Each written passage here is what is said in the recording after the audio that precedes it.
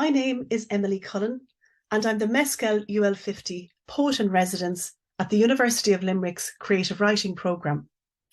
Together with students from the MA in Creative Writing, we're delighted to bring you a series of Espresso Shots of Thought, a project we began last year to explore poetry and poetic process. What inspired me to devise these short segments was a quote by British Indian poet Daljit Nagra, who said that poetry is an espresso shot of thought. So we invite you to relax and enjoy an insightful jolt of poetry from the University of Limerick.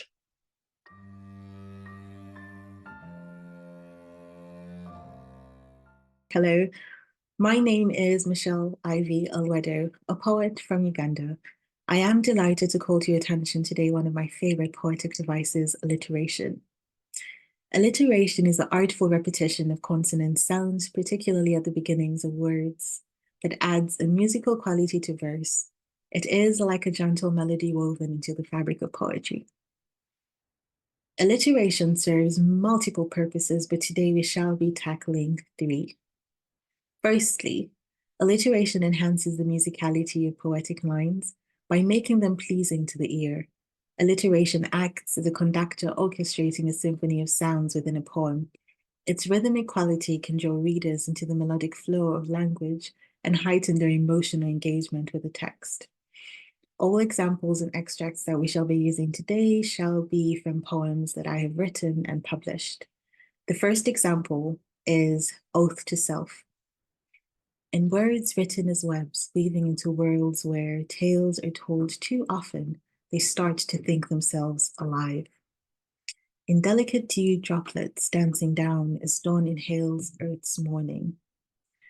The repeated consonant sounds, the gentle W in words written as webs and cascading D in delicate dew droplets dancing down, guide the reader through a melodic journey, creating a vivid sensory experience and evoking imagery like the gentle descent of dewdrops.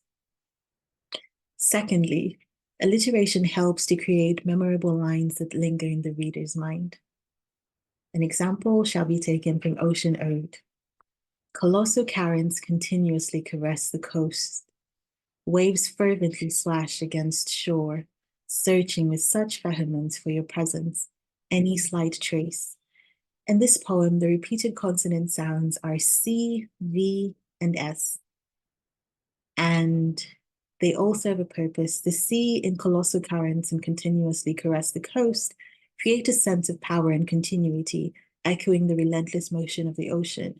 However, the repeated V sound in the phrases waves fervently and vehement add a layer of emphasis and intensity, while the sound evokes the sense of fluidity and motion, echoing the relentless movement of the waves.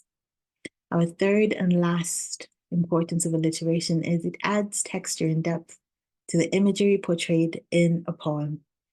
This has been illustrated by my previous poems, but we shall use one example because we can.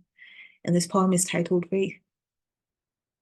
Fairies dance gaily on gleaming drizzles, dripping off dew-doused leaves of whipping willows, warding off wicked spirits. The letters repeated here are F, G, and D, and W. So the G and D sounds in gleaming drizzles and dripping evoke a gentle patter of raindrops, adding to the atmosphere of the scene. In conclusion, alliteration is a powerful tool in the arsenal of a lyric poet, enriching verses with its melodic cadences and enhancing the emotional impact of the work. Through its subtle repetition of consonant sounds, alliteration elevates poetry to a heightened sensory and lyrical experience, where words resonate melodically and emotions reverberate in the hearts of readers.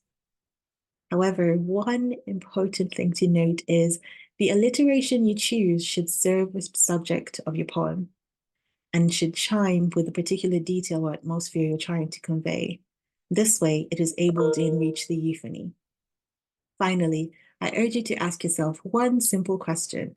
How might alliteration inspire you to explore new avenues of creativity in your own writing or in interpretation of poetry? Thank you.